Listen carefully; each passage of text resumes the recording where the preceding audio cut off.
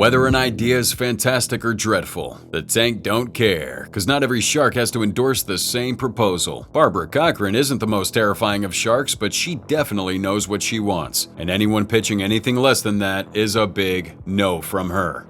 So in this video, we'll take a look at what happened to the top 3 companies that Barbara just wasn't interested in. What happened to these businesses Barbara just wasn't feeling? Did they manage to survive? Let's find out. Hey Sharks, I'm Jennifer. And I'm Michael, and we're here to turn you on with His and Her Bar. Jennifer and Michael presented their business venture on a more recent episode of the Shark Tank, Season 12, Episode 9. And their company is essentially making snacks known for producing the His and Her Bar. Now the bar stands out as an all-natural snack meticulously crafted with aphrodisiac-infused, vegan, gluten-free, and non-GMO ingredients. The carefully curated blend includes maca, cashews, almonds, dates, chocolate, vanilla, and a subtle hint of cayenne pepper. It's also important to note that one of the ingredients of this bar is maca, which is mostly referred to as the Peruvian ginseng. Ever heard of it? Maybe not, but that ingredient plays a big part in His and Her Bar, a distinctive allure and perceived sexiness. Jennifer and Michael Gallagher, the creative minds behind His and Her Bar, showcase unique backgrounds and a strong determination to succeed. Michael was a former firefighter and a Navy veteran who also hosted the Mr. Wine Guy podcast, while Jennifer, with her experience in sales and marketing, had always wanted to be an entrepreneur. Michael quit firefighting and Jennifer's clothing business struggled, causing some money problems. Their home in Boynton Beach was almost taken, and with no savings, they had to rely on maxed out credit cards. Now, before His and Her Bar, Jennifer had tried entrepreneurship before, leaving her regular job to start an activewear clothing line. Unfortunately, it didn't work out, and they lost not just the business but also their savings and retirement plans. But amidst all this, the idea for His and Her Bar emerged, creating a new chapter in their entrepreneurial journey. Both of them have always been passionate about fitness, and the wife Jennifer conceived the idea for His and Her Bar while on a run with her husband. After brainstorming, they went on to work months of research and recipe testing in their kitchen. 1, 2, 3, hit it. His and Her Bar, baby, about to represent. All natural and spicy, just a little hint. Not a small time brand, we're going monument. Package looking so plush, so opulent. Best money in the world that I ever spent. Wake up in the morning, do it all again. Woo! The couple came into the tank with a rather unconventional approach involving a rap song-infused pitch, accompanied by a musical and dancing presentation, all just to announce they're looking for $50,000 for 10% equity in their company. I'm nervous Barbara's gonna jump me.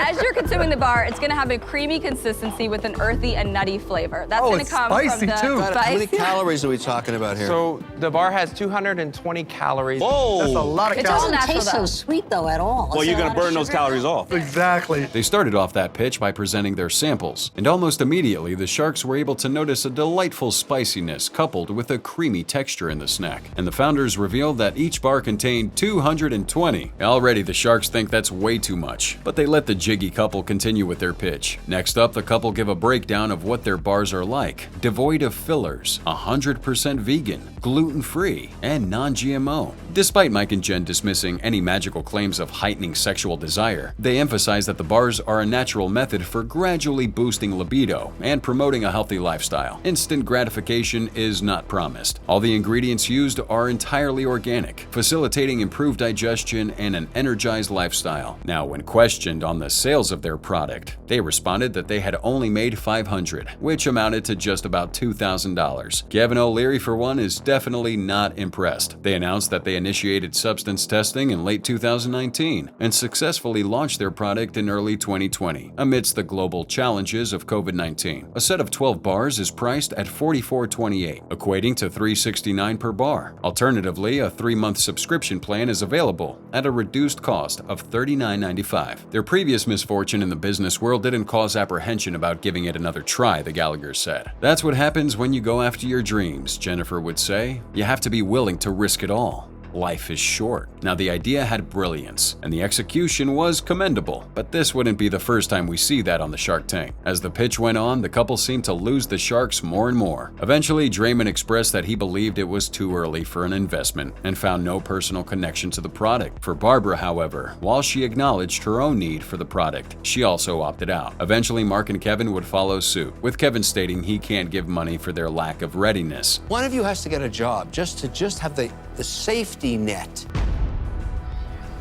Just tell the story. According to the Sharks, maybe they shouldn't have quit their day jobs. Michael didn't take it too well and began weeping, really getting all emotional. Mr. Wonderful points out the dangers of owning your own company, and the couple leave without an investment. Mark believes they'll figure it out and gradually build it up. He's also gone. Despite the product's distinctiveness making it an appealing prospect for the tank, Jen and Michael couldn't secure a deal. After the show, there was an initial boost in sales, but that didn't last long because now his and hers bars are out of business. We can't find a website or any form of life. In December 2021, the business was still facing many challenges, although its revenue had increased. However, in February 2022, Mike and Jen posted on the gram that they were grateful for going on the tank last year and have decided to move on in another direction with other ventures. Yes, Barbara was right to get out of that one, but is she always right? Check out this next company. Hello, Sharks. My name is Rob Nooner. I'm the CEO and founder of Boost Oxygen. In the second episode of Season 11 on the tank, Rob Nooner and Mike Grice presented Boost Oxygen, aiming to secure a $1 million investment for 5% stake, resulting in a $20 million valuation for their canned oxygen product. Recently, flavored oxygen has gained popularity at oxygen bars, specifically in large malls. Boost Oxygen extends this experience to homes, with various can sizes and flavors. Entrepreneurs Rob Nooner and Mike Grice aim to innovate the health and wellness industry with Boost Oxygen, offering specialized canisters containing 95%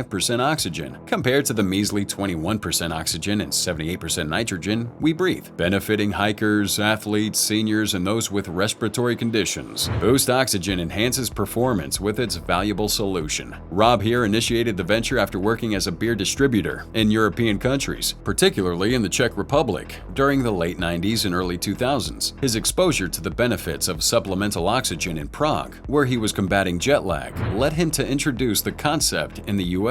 Teaming up with CCO Mike Grice, Nooner aspired to make supplemental oxygen widely accessible to consumers nationwide while educating them about its inherent value. In 2007, Rob founded the company after recognizing the substantial demand for canned oxygen in European markets. Intrigued, he began personally using this to combat jet lag and enhance his energy levels while participating in triathlons. Subsequently, the team experienced swift expansion, securing a significant market share and forming notable partnerships. With these considerable advancements, the team recognized the opportune moment to elevate their business to match their initial vision. To transform that vision into reality, they sought a boost from a shark. During their Shark Tank appearance in 2019, Boost Oxygen was available on Amazon and CVS. Additionally, they had recently formed a partnership with Major League Lacrosse, gaining recognition in the fitness and triathlete communities. So you take the mask, you put it under the nose and over the mouth, then you press the trigger, right here at the top. Inhale it for a couple of seconds.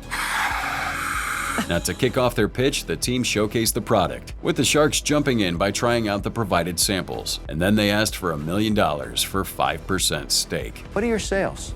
This year will be $6.4 million. Oh my God. We are profitable. We had $705,000 in net income. And how much will you make this year, you think? This year we're going to make about 1.5. The Sharks were taken aback by that valuation, and immediately Barbara declares she's out. And we have to say that was a bit hasty, even for her, because Rob and Mike here definitely had the numbers to back up that valuation. Kevin O'Leary asks for their sales, and Rob and Mike immediately delve into the company's figures. And they are pretty impressive numbers. The oxygen is offered in 3 sizes with retail prices of $14.99, $9.99, and $7.99. The manufacturing cost for all sizes is $2.05. Furthermore, Boost Oxygen claimed the top spot as the best-selling canned oxygen brand, boasting $6.4 million in sales and a profit of $1.5 million. Boost Oxygen anticipates reaching $6.4 in sales by the close of 2019, a substantial increase from their 2018 profits of $705,000, with an expected $1.5 million in profits for the current year. Despite facing competition, the team boasts an impressive 95% market share within the U.S. Now, the entrepreneurs outline their plan for investment, emphasizing the desire to expand their team and gain more control over sales currently managed by distributors and brokers. They envision their product as a potential impulse purchase item in larger retail spaces. Rohan Oza, the guest shark, expresses concern about a steep educational curve for potential customers and decides to opt out. Despite her husband having used that product, Barbara chooses not not to invest, citing a preference for spending her money on a beach house. Lori Greiner appreciates the entrepreneurs but is not sold on the product, leading her to bow out. Mark Cuban here, having tried the product during the presentation with notable results, follows suit. I'm going to make you an offer, but before I do, I want you to take a big breath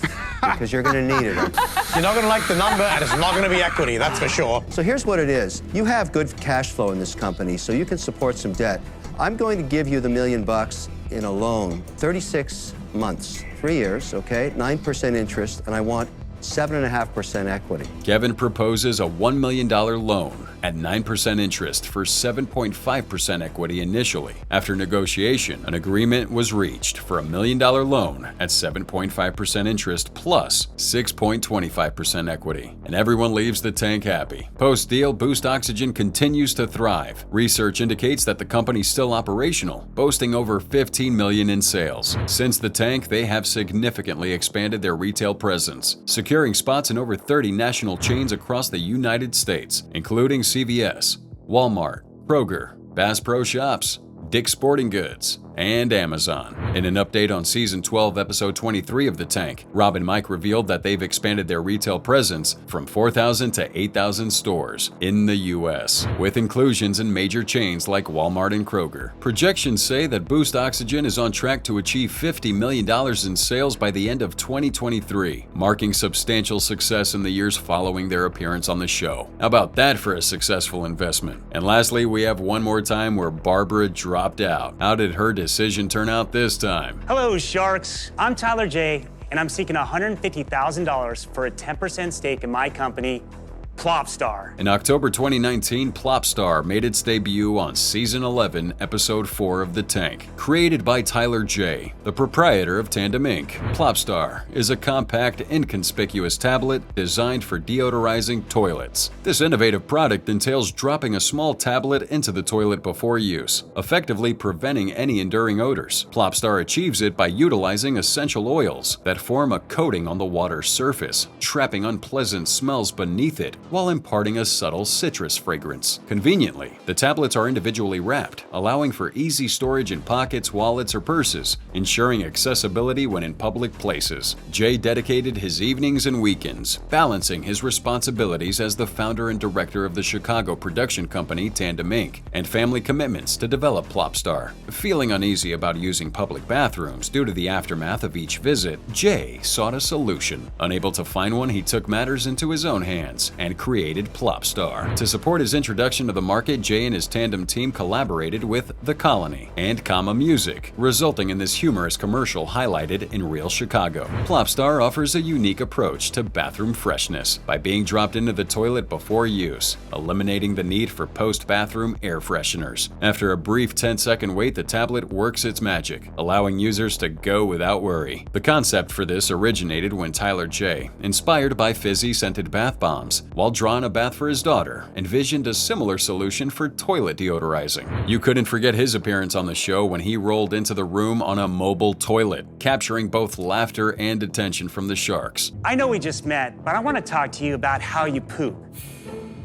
Like a lot of people, if I wasn't in the privacy of my own home, I wasn't comfortable going number 2 because of the smell I might leave behind. So I invented Plop Star. He proceeded to highlight the common issue and emphasized how existing products fell short of expectations. He pointed out that traditional bathroom aerosols merely mask odors, leaving behind a sticky residue and a lingering, unpleasant smell. Motivated by this, he invented Plop Star, looking for $150,000 in exchange for 10% of the company. Oh, it smells good. Yeah, it smells like the vitamin C tablet. It smells refreshing. Yeah. To illustrate the product's effectiveness, Jay distributed samples, and they couldn't deny that it smelled good, although he did spark a round of questions from the Sharks. Notably, he identified his main competitor as a company called Poopery and expressed his determination to compete with him in the market. That strategic move showcased Jay's confidence in Plop Star's ability to stand out in the realm of toilet deodorized products. Mark Cuban swiftly opted out as soon as the pitch concluded, and when Tyler J disclosed that his company had only generated $12,000 in sales, the remaining Sharks promptly followed suit. A pack of 30 of the original tablets was priced at at $13, though the cost might be considered steep depending on how many times you go to the bathroom. Despite his assertion that he wanted to ensure the product's viability before aggressive promotion, the Sharks harbored skepticism and didn't mince their words. The Sharks were reserved about the product's differentiation in a competitive market. While acknowledging Plop Star's pleasant fragrance, they struggled to identify distinctive features that would set the company apart from established players. Cuban here, disliking the concept, immediately just bows out. Lori, sharing her skepticism about the product's demand, also chose to pass. They all collectively questioned Plop Star's potential to stand out in a competitive market, leading to their unanimous decision. Kevin O'Leary expressed valuation concerns, specifically after learning about Tyler's sales. You should flush it down the friggin' toilet. I'm not kidding. This is going nowhere. This is going to be a zero. Plop Star sucks. In blunt fashion, O'Leary suggests to flush that product down the toilet, signaling his lack of confidence in that product. Barbara concurred, citing excessive competition as a major hurdle and deeming the venture non-investable. She also believed there was no demand for this product. She became the next shark to bow out of this opportunity. Guest shark Rohan, despite having an affinity for the product, joined the others in opting out. Oza's hesitation stemmed from doubts about Tyler's strategy for bringing the product successfully to the market. Now, this sequence of exits underscored the Sharks' collective skepticism about Plop Star's ability to navigate a crowded market and succeed against well-established competitors. Despite leaving in season 11 without securing an investment, Tyler persisted with Plop Star. Following the show, he got attention, prompting the company to sell its toilet tablets both on its website and on Amazon. In 2021, Plop Star expanded its product line by introducing a bathroom spray. However, after some initial success, Plop Star discontinued selling tablets online for several years, and its social media pages remain largely inactive. It also seems that Plop Star was focused on building a business-to-business model, as the website has a contact for companies interested in wholesale. After a hiatus, Plop Star made a comeback, announcing its return on Facebook in July 2023. The tablets and spray are available now on Amazon, though they're not currently offered on the company's website. The tablets, marketed as an all-new product, have undergone changes in packaging color, but still contain essential oils and maintain a citrus scent. It remains unclear whether the formula for the recently released product